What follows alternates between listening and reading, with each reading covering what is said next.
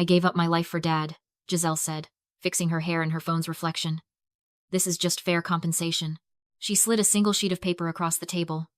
I looked down at the number typed in bold. $85,000. The header read, Caregiver reimbursement. The audacity hit me harder than a slap. She wasn't asking for help. She was demanding back pay for a job she never did. Her lawyer, Mr. Sterling, tapped his pen against his legal pad, waiting for me to panic, waiting for me to argue, but I just stared at the figure. I knew exactly where that number came from. It wasn't a pharmacy, and it certainly wasn't for our father's care. It was the exact amount Giselle owed to the Skyview Casino.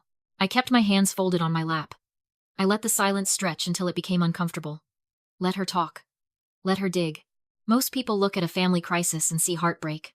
I look at it and see data. It is an occupational hazard. I am an internal auditor for a logistics firm that moves cargo through 3 war zones. My entire existence is built on spotting the discrepancy between what people say they spent and where the money actually went. I don't listen to stories. I look for the rot in the floorboards. And right now, staring at Giselle across the table, the rot was overwhelming. She sat there, smelling like vanilla and entitlement, waiting for me to cut a check. She called herself a caregiver. I called her a hallucination. The memory hit me like a physical blow. October. The master bedroom smelled of bleach, dying lilies, and the metallic tang of oxygen tanks. Dad was 80 pounds of brittle bone fighting for every breath. I spent those nights measuring morphine doses with shaking hands and learning the humiliation of cleaning a grown man who could no longer lift his own hips. My back seized up constantly. My skin turned the color of ash from weeks without sunlight. I was drowning in the reality of his death. Giselle was protecting her energy. That is what she told the relatives. I remember sitting by Dad's bed at 3 o'clock in the morning, listening to the rattle in his chest, scrolling through my phone to stay awake. And there she was, Giselle, glowing in a white bikini on a beach in Tulum. The caption read, "Sending healing vibrations to my warrior papa. The distance hurts, but our souls are connected." It got 4,000 likes. I looked down at my father's hand, bruised purple from the IVs, gripping my finger because he was terrified to die alone. Giselle didn't send money. She didn't send help. She sent vibes. Now, back in the mediation room, that memory hardened into cold steel in my chest. She wasn't just lying. She was rewriting history to monetize her neglect. She wanted $85,000 for the sacrifice of posting selfies while I wiped up vomit. I looked down at the invoice again. I knew exactly where the estate money had gone. I had the bank alerts. I had the flight logs. I had the admin access to Dad's entire digital life. I knew she hadn't bought medical supplies. I knew she had bought chips at the Skyview tables. But knowledge isn't enough. In the eyes of the law, a dispute is just a dispute. To win, I needed her to turn this lie into a felony. If I screamed at her now, she would just retreat. To catch a predator, you have to look like prey. I let the stillness sit in the center of the room like a physical weight. In my line of work, silence is a tactical asset. You stay quiet, and you wait for the other person to fill the void with their own insecurity. I stared at the invoice, then up at Giselle, keeping my face as blank as a fresh spreadsheet. Giselle mistook my calculation for hesitation. She thought I was cracking. She leaned across the mahogany, and the mask of the grieving daughter slipped completely. The trembling lip vanished. Her eyes hardened into flint. "Look, Val," she said, her voice dropping an octave, stripping away the performance. "We can do this the easy way, or we can do this the ugly way. If you don't sign that check today, Mr. Sterling files a formal complaint with your certification board tomorrow morning." My pulse kicked against my ribs. She knew exactly where to hit. "We are prepared to allege elder financial abuse," she continued, smoothing a crease in her silk skirt. "You had sole control of Dad's accounts for 3 years. It would look very suspicious if the money expert was found to be manipulating the assets of a dementia patient." Mr. Sterling finally looked up from his notes. He adjusted his glasses, his tone bored but lethal. "Even the filing of an investigation triggers an automatic suspension of your license, Miss Carter. Your firm would have to place you on administrative leave. It could take 6 months to clear your name. By then, your reputation in the industry would be complicated." The threat landed with the precision of a sniper shot. Up until this second, a tiny, stupid part of me had felt a flicker of guilt about the trap I was about to spring. She was my sister. She was drowning in debt. Maybe I was being too harsh, but that guilt evaporated instantly. She wasn't just asking for money. She was holding a gun to my career. She was willing to burn down 15 years of my hard work just to cover a weekend of bad bets. She didn't want a settlement. She wanted a hostage. I looked at Mr. Sterling, then back at Giselle. They thought they had cornered me. They had no idea they just gave me the moral permission to destroy them. I let out a long, shaky breath. It was the best performance of my life. I slumped my shoulders, letting the defeat wash over me so they could taste it. Fine, I whispered, staring at the polished table. You win, Giselle. I can't risk an investigation. I have a mortgage. I have a reputation. Giselle's face lit up. It wasn't a smile. It was the look of a predator watching a gazelle stumble. She glanced at Mr. Sterling. A silent, I told you she was weak, passing between them. I reached into my bag, but I didn't pull out a checkbook. I pulled out a single, crisp document stapled to a blue legal backer. I will authorize the transfer immediately, I said, sliding the paper toward her. But since this is an estate disbursement without a court order, I need to follow protocol. This is a creditor's affidavit. Giselle picked it up, her eyes skimming the text without reading a word. It just states that under penalty of perjury, you swear that every item on your submitted invoice was a direct medical necessity for Richard Carter, I explained, keeping my voice trembling just enough. Standard procedure. Just sign it, and I'll wire the funds. Gisela uncapped her expensive fountain pen. The nib hovered over the signature line. For a split second, she hesitated. Maybe some reptilian instinct warned her that it was too easy. The room went dead silent. Then, her phone buzzed against the mahogany. The screen lit up, facing her, but the reflection in the window behind her was clear enough for me to catch the red banner. Urgent. Final notice. 24 hours to pay. Panic flickered in her eyes, raw and ugly. The hesitation vanished. She wasn't signing because she was stupid. She was signing because she was cornered. She pressed the pen down and scribbled her name with aggressive, jagged strokes. Watching her, I realized something profound about people like my sister. It is called the Dunning-Kruger effect. But in families, we just call it arrogance. She genuinely believed that because she was the loudest person in the room, she was also the smartest. She mistook my silence for stupidity and her desperation for strategy. She thought reality was something she could bully into submission. She pushed the paper back to me, smirking. See? Was that so hard? The notary at the end of the table stamped the document. Thud. Thud. The sound echoed off the walls like a gavel. She thought she just signed a receipt. I knew she just signed a confession. Giselle capped her pen with a satisfied click. She extended her hand, palm up. The universal gesture for pay me. Done, she said, her voice light and airy, as if we had just split a lunch bill instead of negotiated a hostage situation. Now, cut the check so Mr. Sterling and I can get out of here. This room is depressing. I looked at her hand. Then I looked at the checkbook sitting next to my elbow. I didn't touch it. Instead, I reached into my bag and pulled out my iPad Pro. I placed it gently on the center of the table, right on top of her signed affidavit. One click, I said. I tapped the screen. The display woke up, bright and sharp in the dim room. I spun the tablet around so they could see the split-view dashboard I'd prepared 3 days ago. What is this? Giselle asked, her brow furrowing. This, I said, pointing to the left side of the screen, is the invoice you just swore under oath was accurate. Specifically, this line item here. October 14th, 2 o'clock in the afternoon. Emergency medical equipment. $2,000. Giselle rolled her eyes. So? I bought him a specialized nebulizer. It was expensive. And this, I said, sliding my finger to the right side of the screen, is the data from Dad's Apple Watch.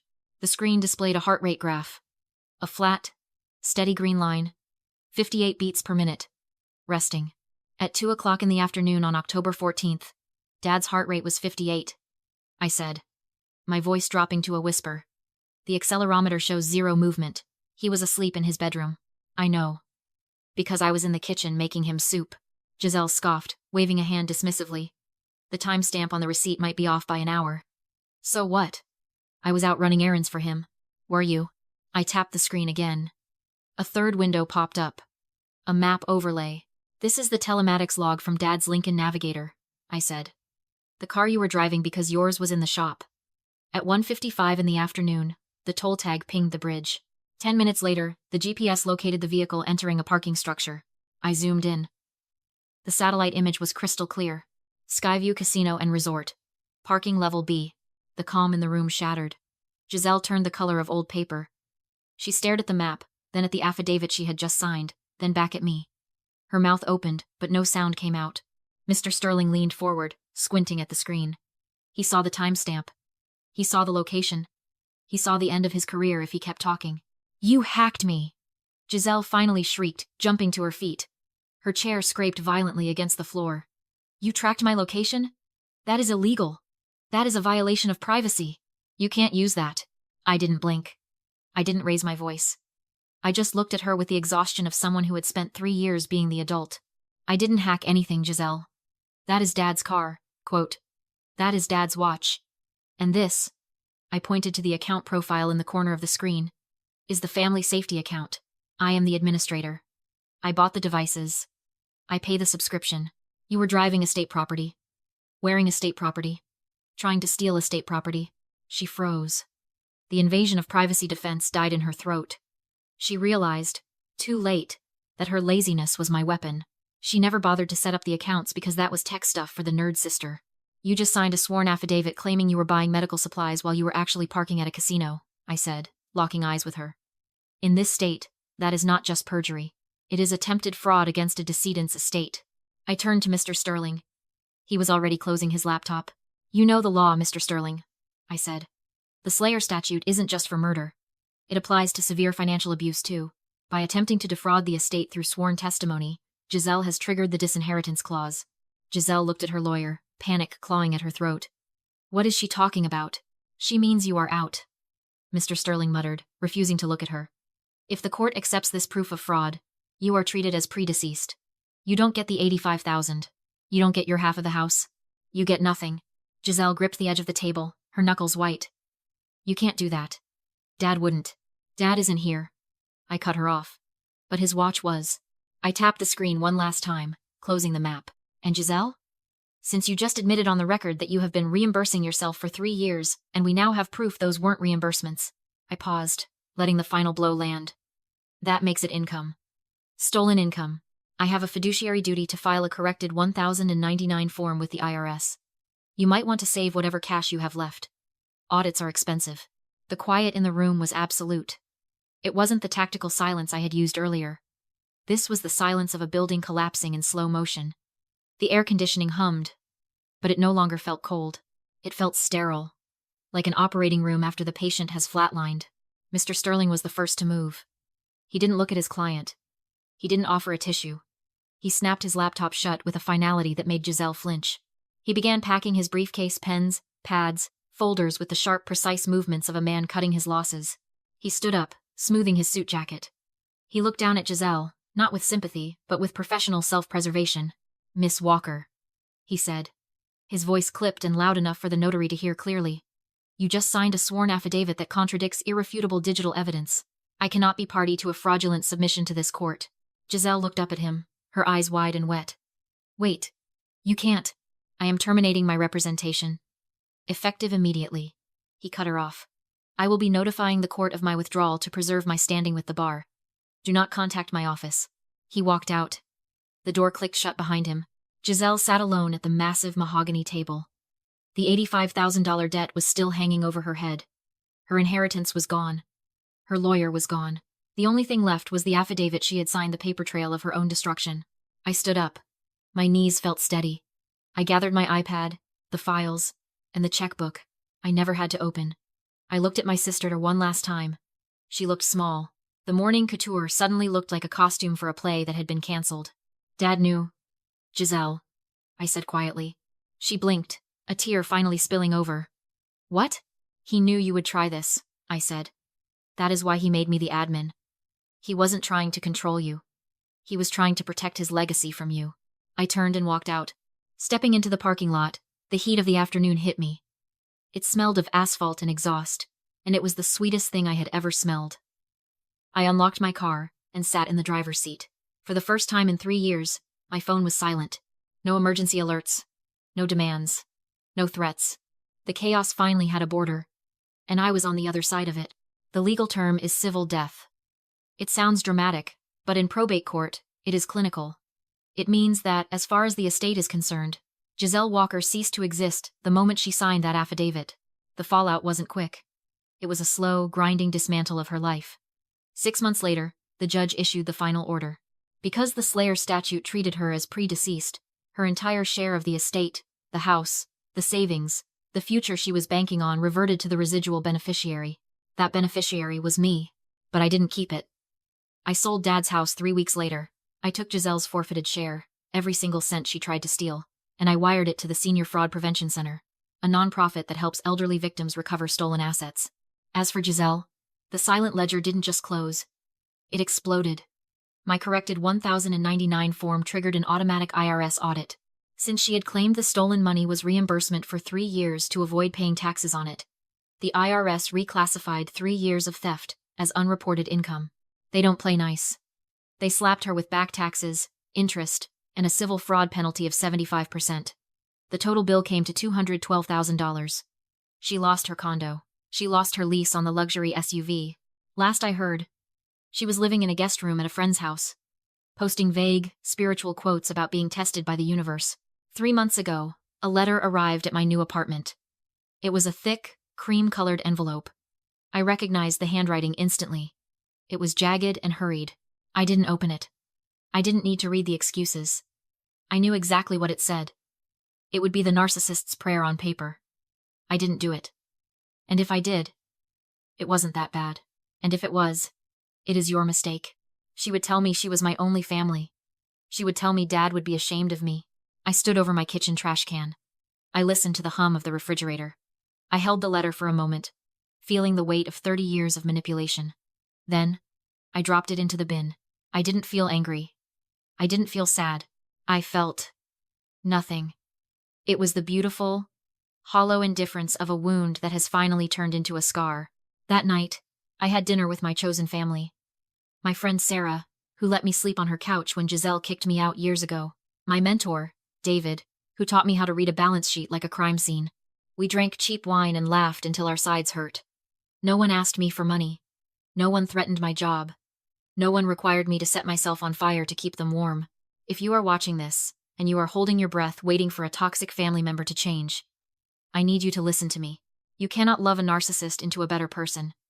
You cannot explain your pain to someone who views your emotions as an inconvenience. They do not speak the language of empathy. They only speak the language of leverage. I used to think that contracts and legal documents were cold. I thought they were the opposite of family. But I learned something in that mediation room. The pen is not mightier than the sword. The pen is the sword. We live in a world that tells us to be loud, to scream, to post, to viralize our trauma. But real power is quiet. Real power is ink on a page. A contract, a will, an affidavit. These are the quiet monsters that eat the loud ones. The system is designed to protect those who can prove what they say. So, here are the 3 rules I use to survive, and how you can use them too. Rule number 1. Become the gray rock. When they try to provoke you, be as boring as a rock. Giselle wanted a fight. She wanted me to scream so she could call me unstable. I gave her silence. I gave her okay, and I understand. Starve them of the reaction they crave, and they will get reckless. They will try to escalate to get a rise out of you. And that is when they make mistakes. Rule number 2. Receipts are royalty. Gaslighting is powerful, but it cannot survive a timestamp. Feelings fade. Screenshots are forever. Never argue with a liar using your memory. Argue with data. Keep the text messages. Download the bank logs. Save the emails. When the time comes, do not tell them what they did. Show them. Rule number 3. The trapdoor. Napoleon once said, "Never interrupt your enemy when he is making a mistake." I saw Giselle reaching for that pen. I knew she was lying. I could have stopped her. I could have yelled, "Don't do it," but I didn't. I handed her the document. I let her sign. Sometimes, the most loving thing you can do for a toxic person is to let them face the full, legal consequences of their own actions. You are not their savior. You are not their punching bag. You are the CEO of your own life.